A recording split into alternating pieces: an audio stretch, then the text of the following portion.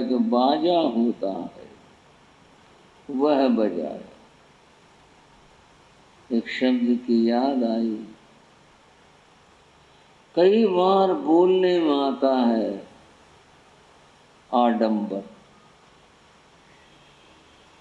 कई कहते हैं आडंबर नहीं होना चाहिए।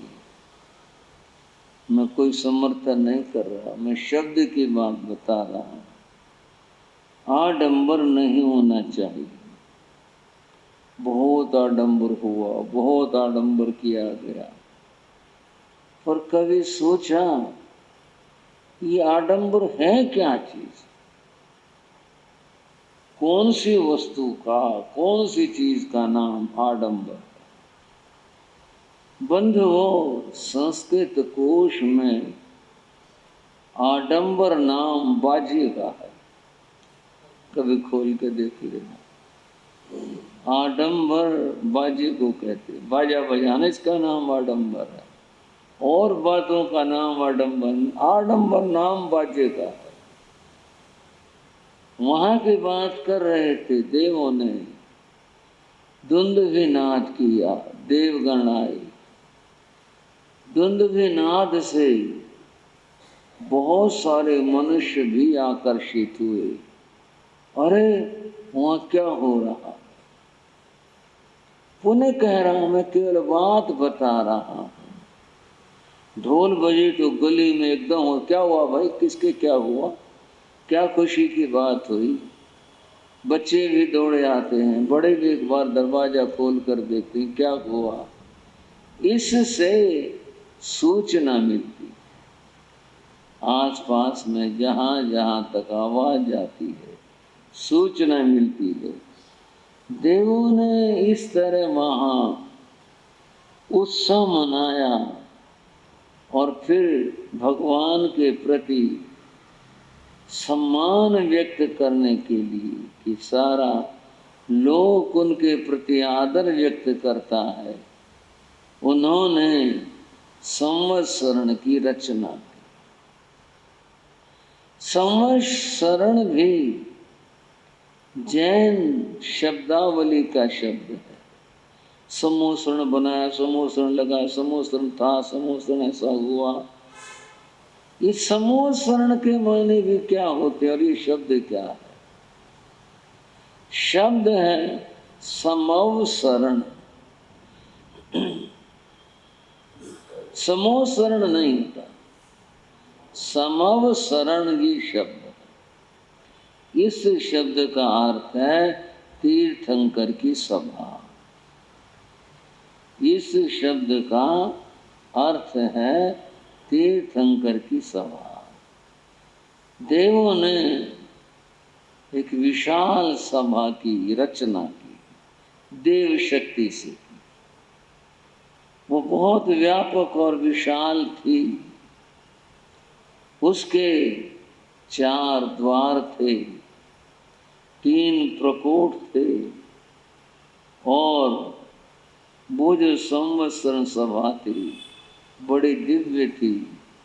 12 प्रकार की परिषद उसमें बैठ सकती थी और बैठती थी। भगवान के लिए स्फटिक रत्न का सिंहासन रचा गया। कई बार बोलने में आ जाता है सोने का सिंहासन। तीर्थंकरों का सोने का सिंहासन नहीं होता, स्फटिक रत्न का सिंहासन होता है।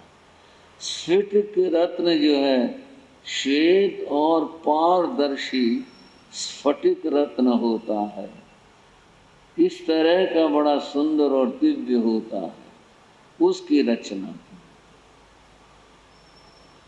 और बंधुओं, मैं खुद ही बोलने लग रहा हूं, स्फटिक सिंहासन तीर्थंकरों का सिंहासन नहीं होता तो और क्या हो? फिर क्या हुआ? भद्रासन होता है। सिंहासन राजाओं का होता है, भद्रासन तीर्थंकरों का होता है। सिंहासन का अर्थ है जिसके दोनों ओर सिंह के मुख बने हुए हों, वो सिंहासन है। भद्रासन जहाँ से सबके कल्याण का संदेश मिलता हो।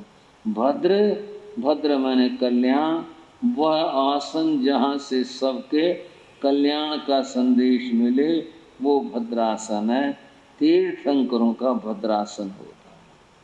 परंतु बोल चाल में शब्द इतना प्रसिद्ध है सिंहासन, यही बोलते। उस भद्रासन की विशेषता यह है कि वो भूमि के ऊपर नहीं टिकता, 4 उंगल जमीन से ऊपर होता है। जैसे लोग कई बार कहते हैं धागा निकाल लो, कपड़ा निकाल लो, वो ये वाला मामला है। वो जमीन से 4 उंगल ऊपर होता है। इस तरह की रचना उन्होंने की और उसमें 8 प्रातिहार्य प्रकट हुए। अचित पुष्पों की वृष्टि होती है, अचित पुष्पों की, सचित नहीं। सचित फूल तोड़ना, बिखराना ये निषिद्ध है, वनस्पति काय की विराधना है। अचित पुष्प, आज भी बहुत सुंदर सुंदर अचित पुष्प होते हैं, कागज के बनाए होते हैं और उनके देवों के जैसे भी थे, अचित पुष्प थे। उनकी वृष्टि, दिव्य ध्वनि, ये तीर्थंकरों की अपनी ध्वनि होती है, अपनी आवाज होती है। उस दिव्य ध्वनि की विशेषता यह है कि धर्म सभा में जो भी उपस्थित है उसको उसकी अपनी भाषा में वह सुनाई देगा। पहले ये बात बड़ी अटपटी सी लगा करती थी, पर विज्ञान ने वर्तमान में इस बात को सिद्ध कर दिया। कंप्यूटर युग आया तो सिद्ध क्या कर दिया कि अब इस तरह की कंप्यूटर व्यवस्था है कि एक आदमी हिंदी में बोले और दूसरा व्यक्ति हिंदी नहीं जानता हो, अंग्रेजी जानता हो, वो अंग्रेजी का बटन दबाए तो उसको अंग्रेजी सुनाई देगी, उसका अनुवाद होगा। इसी तरह से और भाषाएं हैं, कई भाषाएं हैं। विदेशों में तो पहले आया था ये, और फिर भारत में भी लागू है कि वे अपनी भाषा में सुनाई देता है। तीर्थंकरों की विशेषता ये होती है, उनकी दिव्य ध्वनि, कि जो व्यक्ति या जो जीव जिस भाषा में समझ सकता हो, जानता हो, उसको उसी प्रकार की भाषा में सुनाई देता है। ये विशेषता होती है और देव सम्मान के रूप में चंवर डुराते रहते हैं। स्फटिक सिंहासन की बात मैंने भी बताई। उनके सर के ऊपर छत्र त्रय, 3 छत्र जो हैं वो लगे होते हैं। दुंदुभी का नाद होता रहता है।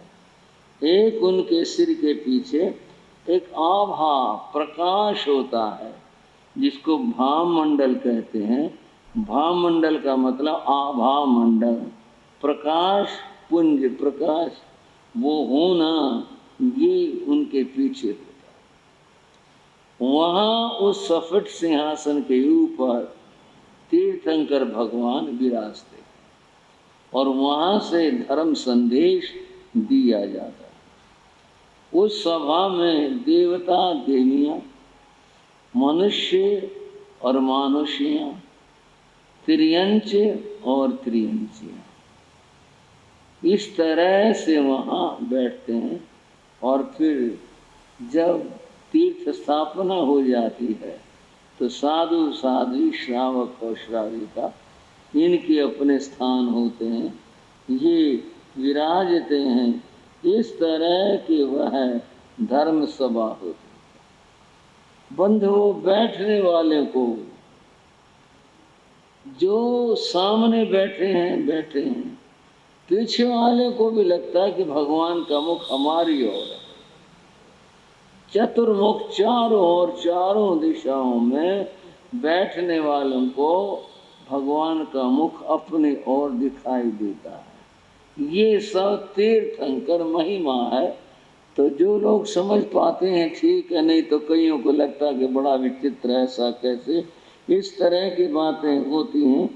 बंधु उस सभा की तीर्थंकर महिमा की क्या विशेषता है?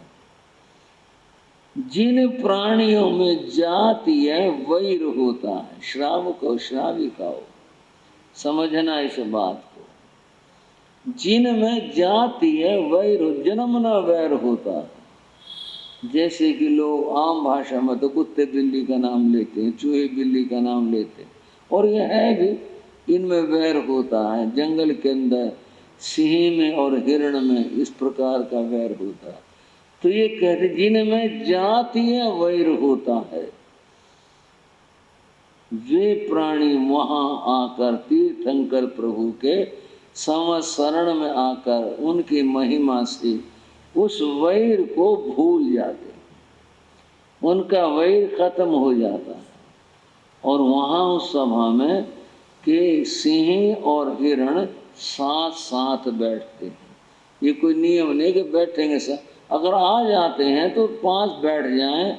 सिंह के मन में तो क्रूर भावना नहीं आती, और हिरण के मन के अंदर भय नहीं आता कि शेर बैठा ये तुझे मार देगा, ये नहीं। बंधुओं, इस बात की चर्चा पातंजल योग दर्शन में आई। और कैसे आई?